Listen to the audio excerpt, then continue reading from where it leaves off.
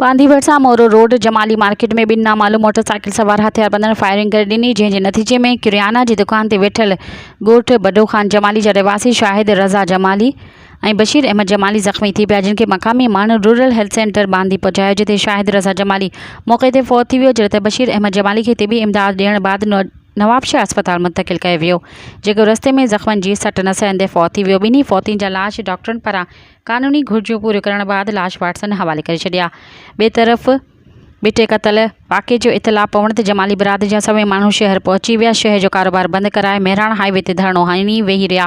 धरणे सबबि मेहराण हाईवे ते ॿिन्ही पासनि खां गाॾियुनि जी डिघियूं क़तारूं लॻी वियूं ऐं मुसाफ़िर गाॾियुनि में सफ़र कंदड़ मुसाफ़िर सख़्तु परेशान थी विया।